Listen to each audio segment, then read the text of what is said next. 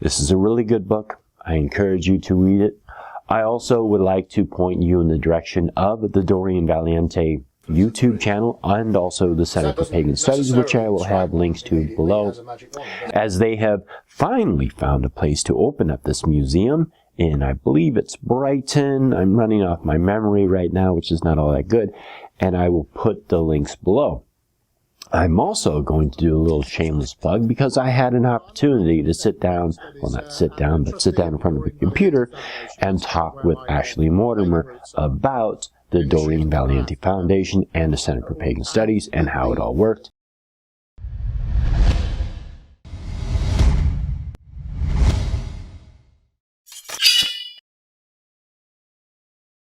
So, Philip Heselton has a really great writing style. I really enjoyed it. It's a very easy read. The chapters are broken up very nicely. They fit well together. But one of the things that I definitely pulled from this book was how down-to-earth Doreen Valiente was and how intelligent she was.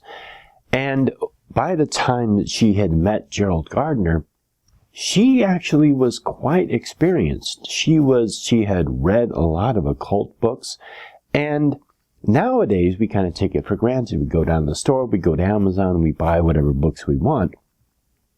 Back in her day, it was a little more difficult to get occult books. So she was well read, and she really took advantage of the resources that she had. The other thing that I really enjoyed about reading this biography of Doreen Valiente was how humble she was. When she went to a talk at the Center for Pagan Studies where she met John Bellum Payne, John asked her what she would like to contribute to it, and she offered to wash dishes. I mean, that's just so humbling. It's like she didn't know what else she could contribute. The other thing that I really enjoyed about this book was John Bellum Payne's experience with Doreen Valiente towards the end of her life, and then being left the legacy of Doreen Valiente, and how he was tempted to sell a very important piece of our history for quite a large sum of money, which he didn't quite disclose, but I'm sure it was quite a nice amount of money, and how he at that point realized that he needed to create this trust so that the artifacts and manuscripts of Doreen Valiente did not fall into the hands of an individual where the individual could later on be tempted in a couple of generations going on. And one of the images and one of the videos that I've seen is John Bellum Payne restoring a Janus figure that Doreen Valiente carved. At least I believe she did. And I always enjoyed the image of Janus because Janus has one face looking towards the past, the old year, and then the other face looking towards the future and the next year.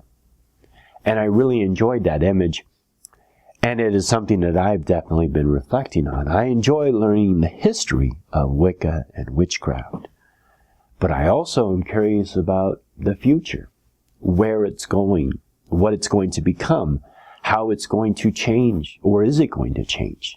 And if it doesn't change, is it going to become so static that it no longer serves the purpose of future generations? So, this ability that John Bellum Payne had to understand the importance of the past, but also understanding the importance of keeping our future, was very, very insightful. And I think Doreen Valiente picked a very good person to carry on her legacy. So, again, it's a great book, and I will also put links below to the Doreen Valiente Foundation and the Center for Pagan Studies so that you can pick up a copy of this.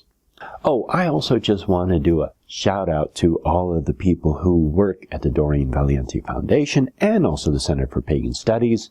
I know Ashley Mortimer does, Julie Payne does. For those of you who I mentioned and for those of you who I should have mentioned, as a pagan, I just want to thank you for the service that you are doing, and I appreciate it, and I hope the future generations down the line also appreciate it.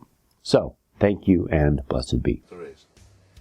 Because that doesn't necessarily strike one immediately as a magic wand, does it? No, but it's a piece of gnarled wood that has a very snake-like, very natural part. But at the end here, you'll see that this has been trimmed, and that's because they put certain things in the end, of which I can't tell you.